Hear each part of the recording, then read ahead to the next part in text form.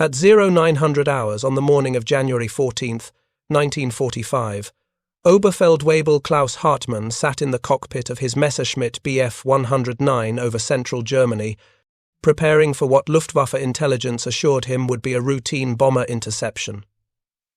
The target was clear. Nearly 400 American B-17 flying fortresses were approaching Derben and Magdeburg to strike synthetic oil plants. The plan was simple. His unit, Jagdgeschwader 300, along with Jagdgeschwader 301, would mass formation, climb to altitude, break through the escort screen, and destroy the bombers before they reached their targets. Hartmann had flown this mission profile dozens of times over the past 6 months. The Americans always brought fighter escorts, P-47s, P-38s. Recently, the newer P-51 Mustangs. But the doctrine remained the same. The German fighters outnumbered the escorts over the target area. They flew, faster aircraft. They knew the terrain. They would attack in waves, absorb the escorts' attention with diversionary groups, then send the main force directly at the bombers from angles the escorts couldn't cover. What Hartmann didn't know, what German intelligence hadn't told him, what his commanders either didn't realize or refused to believe, was that waiting for him at 30,000 feet were 55 P-51 Mustangs from a single American fighter group. The 357th Fighter Group, the Jagdgeschwader boys. And in the next 15 minutes, they would shoot down 47 German fighters while losing not a single aircraft of their own. This wasn't supposed to be possible. If you're enjoying this deep dive into the story, hit the subscribe button and let us know in the comments from where in the world you are watching from today.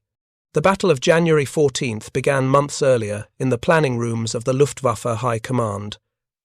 By late 1944, Germany's situation in the air war had become desperate. The long-range P-51 Mustang had fundamentally changed the strategic equation. American bombers could now strike any target in Germany with continuous fighter escort from takeoff to landing. The Luftwaffe's casualty rates had become unsustainable. In January alone, German fighter units were losing an average of 50 pilots killed or missing every single day. But Germany still had aircraft. Factories were producing over 1,500 fighters per month, despite Allied bombing. The problem wasn't equipment, it was fuel, it was training, and most critically, it was tactics. The Luftwaffe had developed specialized units for bomber destruction. Heavy fighter wings equipped with the Focke-Wulf 198, fitted with 30mm cannons specifically designed to tear apart B-17 fortresses. These units, called Sturmgruppen, would fly directly into bomber formations at point-blank range, accepting casualties, from defensive fire in exchange for guaranteed kills. Jagdgeschwader 300 and Jagdgeschwader 301 were 2 such units. They had been fighting since late 1943, originally as wild sow or wild boar night fighters, using single-engine aircraft to intercept Royal Air Force bombers over German cities.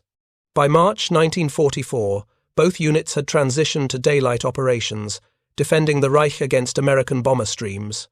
The pilots of JG-300 and JG-301 were experienced. Many had flown over 200 combat missions. They knew bomber tactics. They understood formation discipline. They had shot down dozens of B-17s and B-24s. On paper, they were among the most capable fighter units remaining in the Luftwaffe, but they had been bleeding.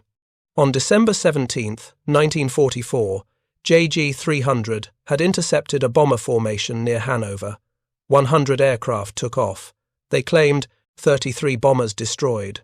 43 German fighters were shot down. Many of the pilots killed were irreplaceable veterans, squadron commanders with years of combat experience who could never be replaced. 1 week later, on December 24th, the 357th Fighter Group P-51s destroyed the Staffelkapitan of 5 Staffel JG-300. Oberleutnant Klaus Brettschneider, along with 27 other German fighters. The 357th lost 2 aircraft. The mathematics were clear.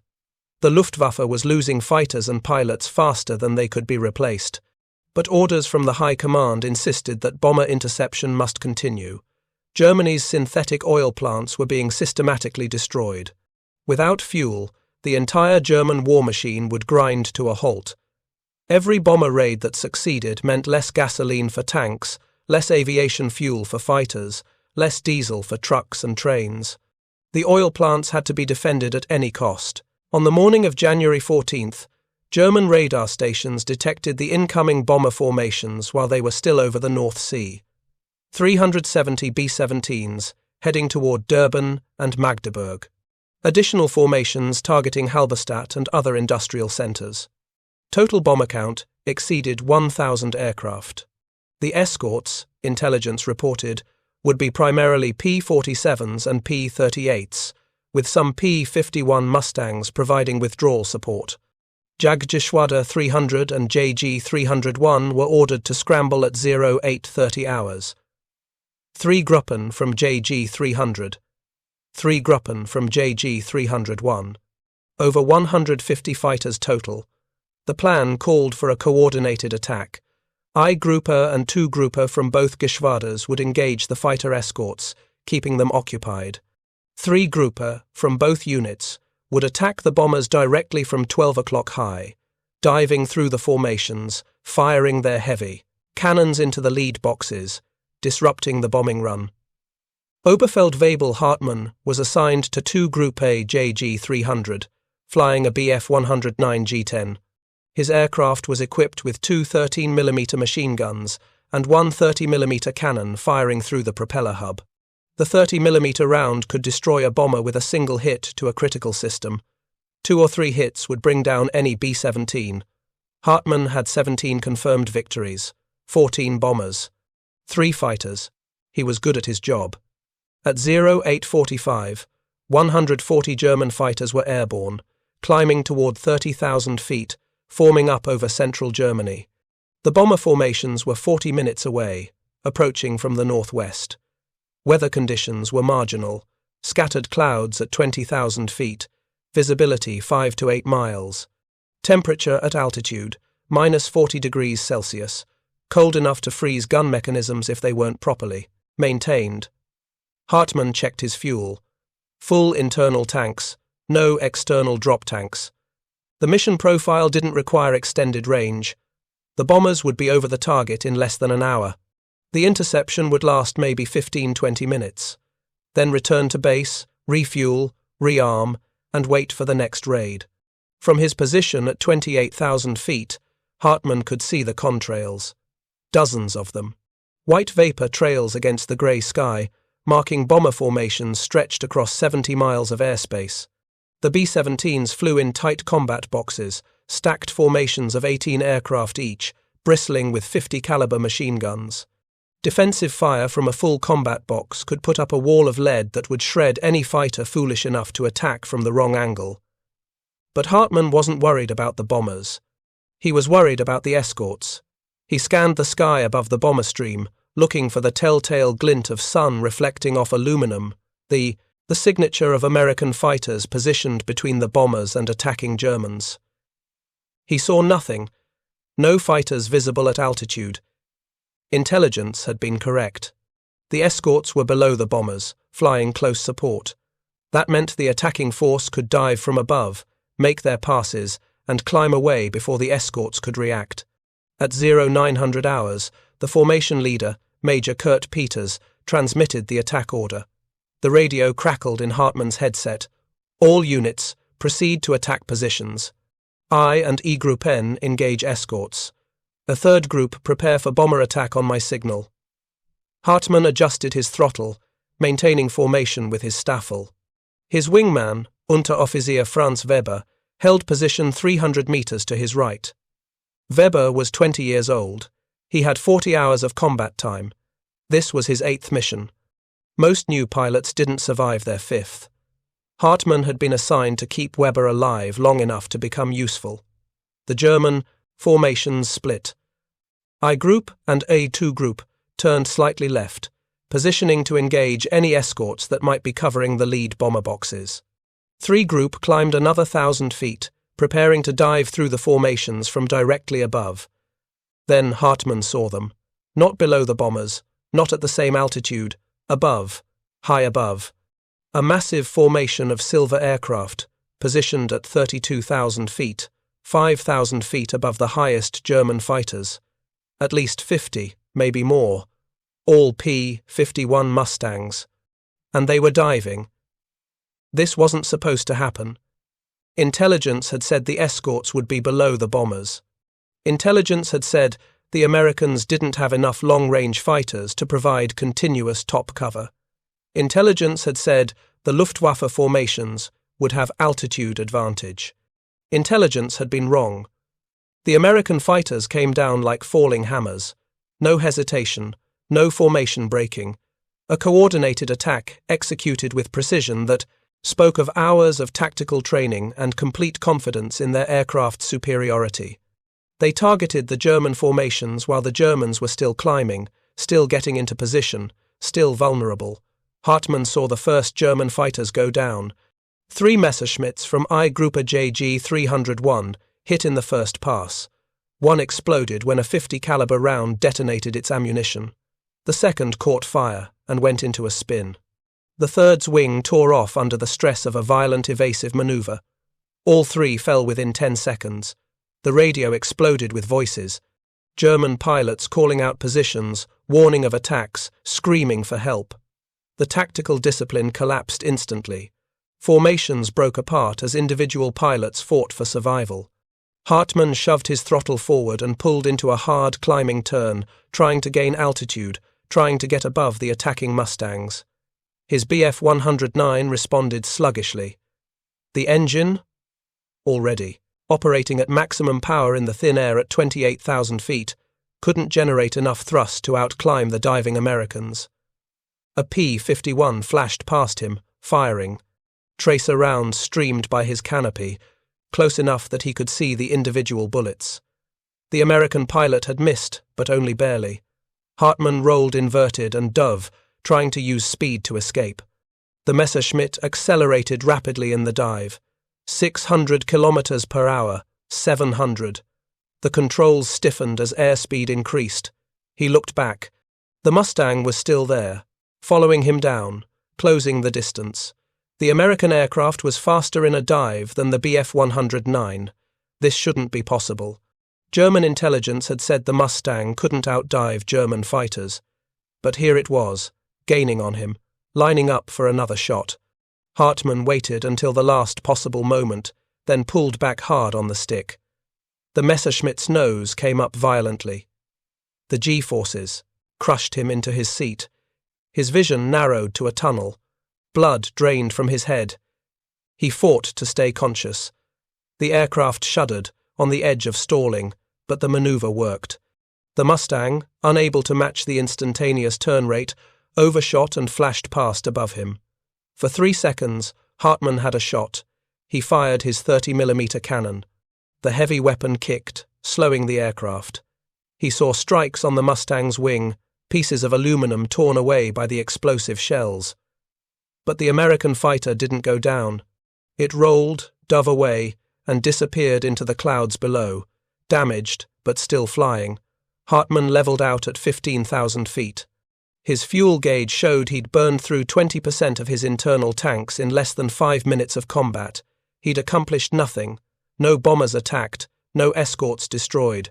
Just survival. He looked around, trying to find his wingman. Weber was gone. Hartmann scanned the sky, looking for friendly aircraft. He saw none. He saw 12, maybe 15 Mustangs, circling above the bomber stream like sharks, picking off any German fighter that tried to approach. Below, the bomber formations continued flying straight and level toward their targets, unmolested, protected by an umbrella of American fighters that seemed to be everywhere at once. The entire German attack had collapsed in less than 10 minutes. Hartmann made a decision. He turned west, away from the combat area, descending to 10,000 feet where the air was thicker and his engine would run more efficiently. He would return to base, report what happened, and hope that someone in command would understand that something had fundamentally changed in the air war. He landed at 09:35, 45 minutes after takeoff. The operations officer was waiting on the flight line. He wanted to know why Hartmann had returned early, why he hadn't pressed the attack, why he had abandoned the mission. Hartmann told him. The Americans had been waiting at altitude. They'd hit the German formations before the attack could develop. The formations had been shattered, dozens of aircraft shot down. He'd seen at least 20 parachutes, maybe more. American fighters didn't operate that way. They stayed close to the bombers. They were defensive. They didn't hunt German fighters aggressively. But Hartmann knew what he'd seen. And as other survivors began landing, their reports confirmed it. The Americans had changed tactics. They weren't defending anymore. They were attacking, and they were very, very good at it. What Oberfeldwebel Hartmann had witnessed was not a random tactical success. It was the result of systematic changes in American fighter doctrine that the Luftwaffe High Command either didn't understand or refused to accept. The 357th Fighter Group had been specifically trained for aggressive escort tactics that prioritized destroying German fighters rather than simply defending bombers. The group had entered combat in February 1944 as the first P-51 Mustang-equipped unit in the 8th Air Force. From their base at Royal Air Force Leiston in Suffolk, England, they had flown 313 combat missions over 14 months. They had developed tactics, refined techniques, and accumulated experience that made them devastatingly effective. On January 14th, the 357th was led by Lieutenant Colonel Erwin Dregner. Dregner understood something that many Luftwaffe commanders still refused to believe. The P-51 Mustang was not just a long-range escort fighter. It was a superior combat aircraft that could outperform German fighters at altitude, outdive them, and maintain energy in sustained combat. The key was using those advantages aggressively. Dregner positioned his 55 Mustangs at 32,000 feet, 5,000 feet above the expected German attack altitude. This gave his pilots altitude advantage, energy advantage, and the ability to choose when and how to engage. When German radar detected the bomber formations, Dregner knew German fighters would scramble. He knew they would climb to intercept, and he knew exactly when they would be most vulnerable. At 0855, Dregner spotted the German formations climbing toward the bomber stream. He counted approximately 140 fighters. Messerschmitt Bf, 109s, and Focke-Wulf, 190s, mixed formations from multiple units. They were below him, still climbing, not yet in attack position. This was the moment. Dregner transmitted on the radio. "Greenhouse Squadron, follow me down. We're going after the lead formation." Greenhouse was the call sign for the 364th Fighter Squadron, one of 3 squadrons in the 357th. The other 2 squadrons, the 362nd and 363rd, maintained position above the bombers, ready to engage any German fighters that broke through the initial attack. The 364th Squadron, 16 Mustangs, rolled inverted and dove. The other squadrons followed in sequence, creating a cascade of American fighters pouring down from altitude like an avalanche. The Germans never had a chance to establish defensive positions. The first pass destroyed the tactical cohesion of the entire German formation. 3 Bf-109s from JG-301 were shot down in the opening seconds. The American pilots had been trained to fire in deflection, leading their targets, compensating for speed and angle.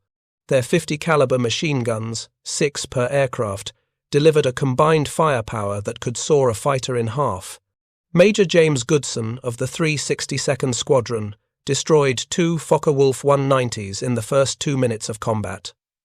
Captain Don Gentile, one of the leading aces in the pro-European theatre with over 19 confirmed victories, shot down a Bf-109 from 600 feet range, watched it explode, and immediately turned to engage another target.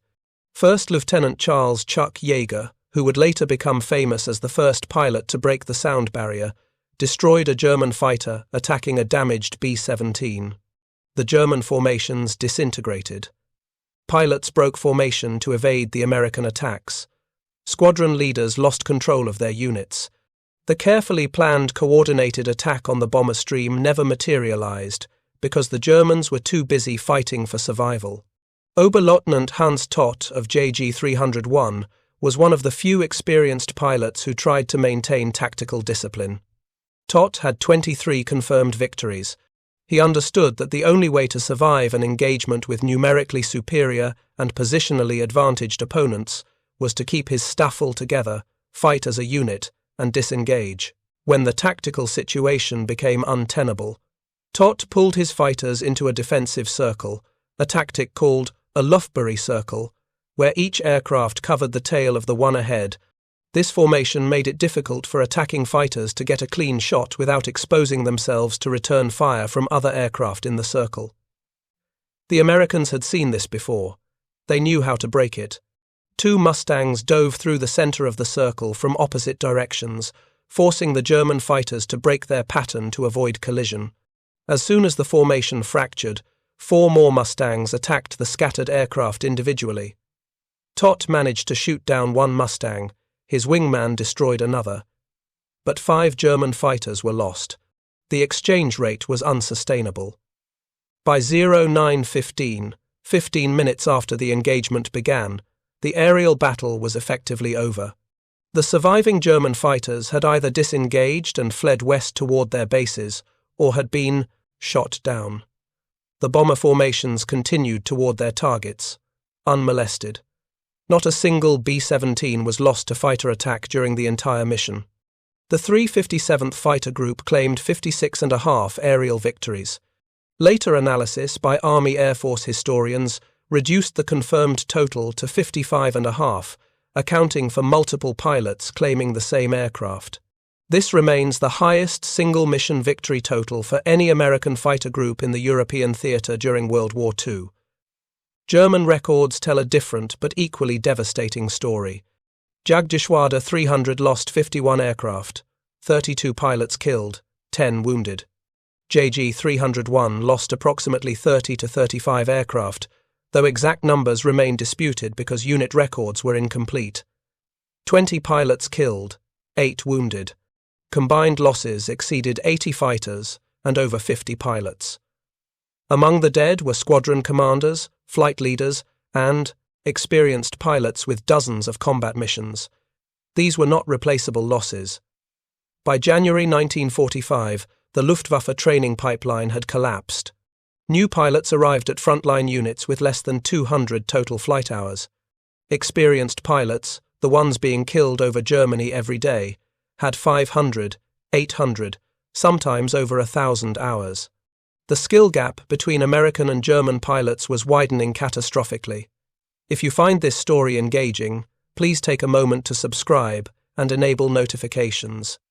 It helps us continue producing in-depth content like this. The 357th Fighter Group lost 0 aircraft in air-to-air combat during the January 14th mission. 0. Not a single Mustang was shot down by German fighters despite being outnumbered nearly 3-1 at the start of the engagement. 1 aircraft was lost during a subsequent ground-strafing attack on a German airfield, but in the main aerial battle, the victory was absolute. German pilot accounts from survivors describe the engagement in terms of shock and disbelief. Lieutenant Franz Weber, the wingman who survived after becoming separated from Oberfeldwebel Hartmann, was interrogated after the war by Allied intelligence officers. He described the American tactics as unlike anything he had experienced in previous engagements. "They came from above," Weber said in his interrogation report. "Always from above. We never saw them until they were already firing. Our altitude advantage, which we had been promised by intelligence, did not exist. They were faster than our aircraft. They could dive faster, climb faster, turn with us.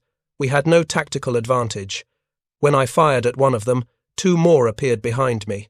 I could not escape. I survived only because my aircraft was hit in the engine and I had to bail out before they could finish me." Weber was captured after landing by parachute near Magdeburg. He spent the rest of the war in a prisoner camp. He was 20 years old. The statistics from January 14th illustrate a fundamental shift in the air war.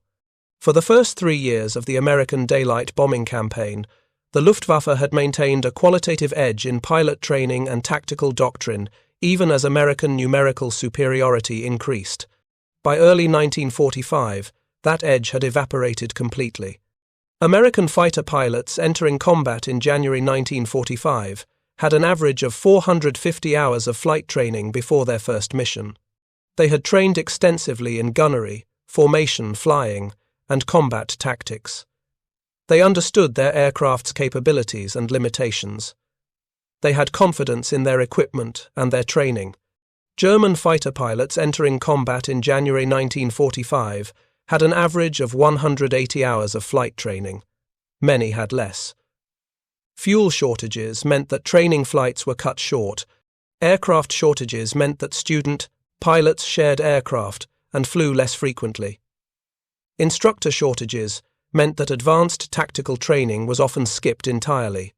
These pilots were sent to frontline units and killed on their third, fourth, or fifth mission before they learned enough to survive.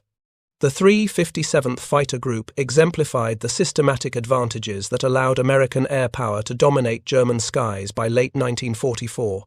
Their pilots were well trained. Their aircraft were superior. Their logistics were flawless. They had unlimited fuel, unlimited ammunition, and unlimited replacement aircraft.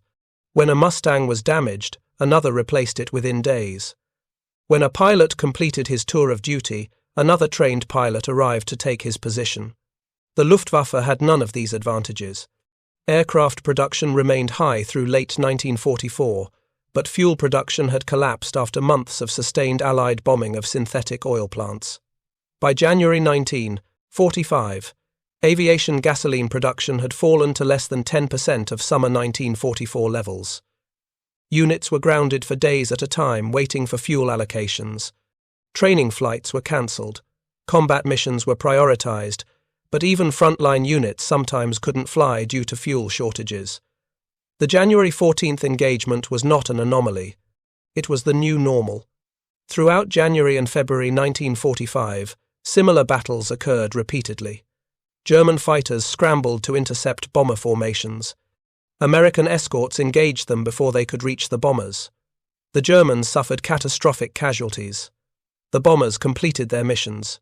On February 2, 1945, the 357th Fighter Group escorted bombers to synthetic oil plants near Berlin. They encountered approximately 60 German fighters. They claimed 28 destroyed. They lost one aircraft. On February 14th, they escorted bombers to Magdeburg again. They claimed 18 German fighters destroyed for no losses. The pattern repeated across all American fighter groups. The 56th Fighter Group, flying P-47 Thunderbolts, claimed over 100 victories in January. The 355th Fighter Group, equipped with Mustangs, claimed 78. The Germans were losing the air war through simple arithmetic.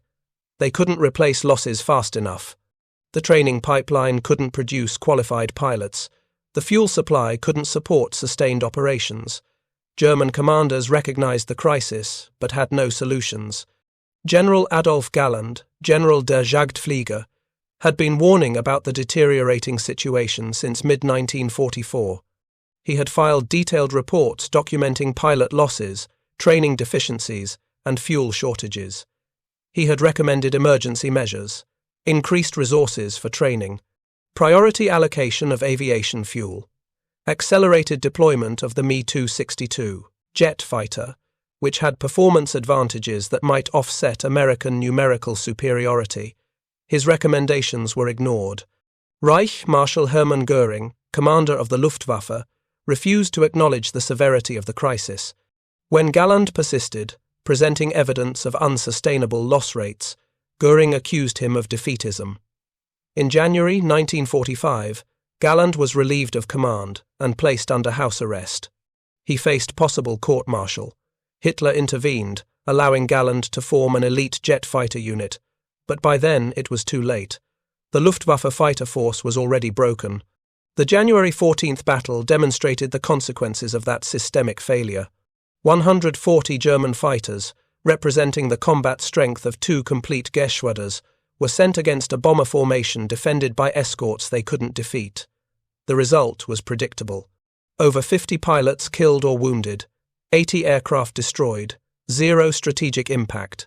The bombers reached their targets. The oil plants were bombed. Germany's fuel production dropped further. The 357th Fighter Group returned to Leiston at 1400 hours. All aircraft landed safely except the one lost to ground fire.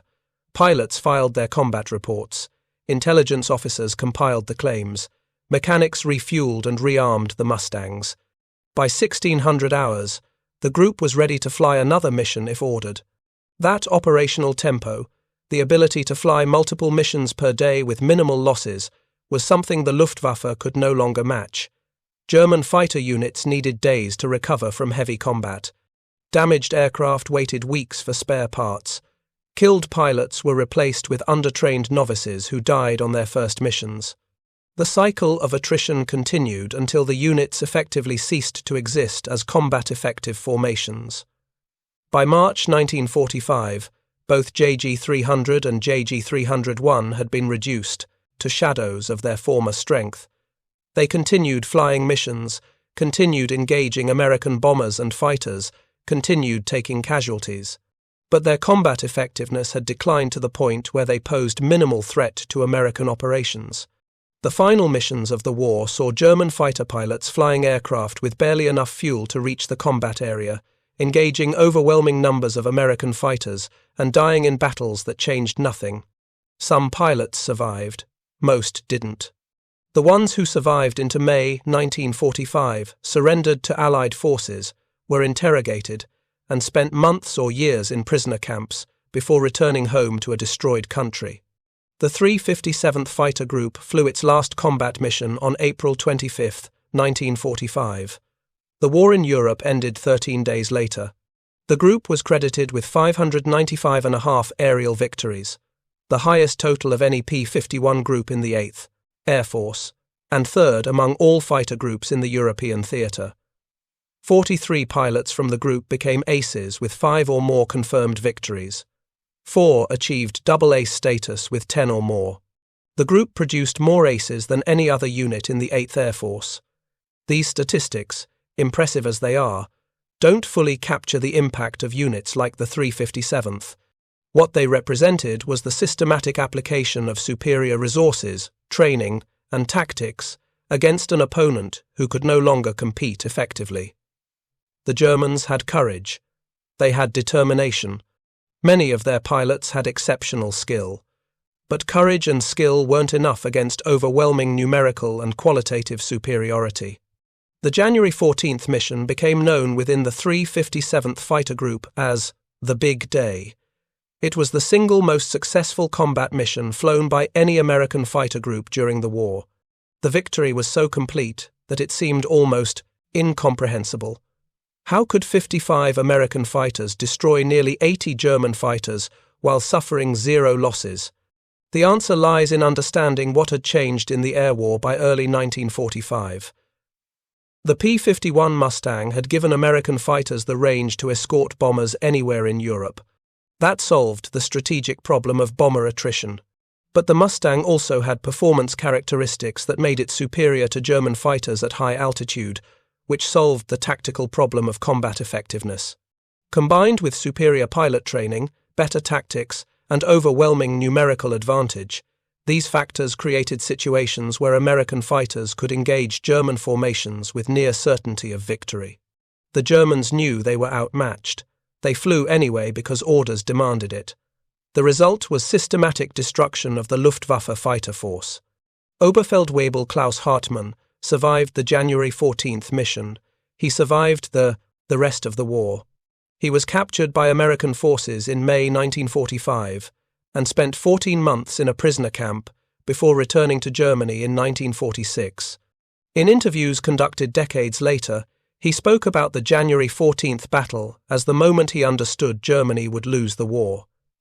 "We were told we had the best fighters," Hartmann said in a 1982 interview.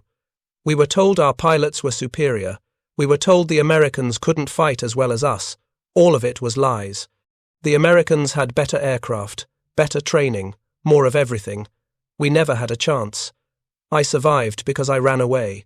The ones who stayed and fought died. All of them died." The January 14th engagement was not the largest air battle of World War II. It was not the most strategically significant. but it exemplified the complete reversal of air superiority that had occurred by 1945. In 1940, the Luftwaffe had dominated the skies over Europe. By 1945, they couldn't defend their own territory against daily raids by hundreds of bombers escorted by fighters they couldn't defeat. The 357th Fighter Group's victory on January 14th was absolute. 55 Mustangs against 140 German fighters, 55.5 confirmed kills, 0 losses. These numbers, verified by both American and German records, tell the story of what happens when systematic advantages in training, equipment, and tactics are applied against an opponent who can no longer compete effectively. For the Luftwaffe pilots who flew that day, it was a nightmare. For the American pilots, it was confirmation that they owned the sky. For the bomber crews they escorted, it meant survival. The B-17s reached their targets, dropped their bombs, and flew home. Not a single bomber was lost to fighter attack. That was the mission's success. Everything else was detail. Thank you for watching. For more detailed, historical breakdowns, check out the other videos on your screen now, and don't forget to subscribe.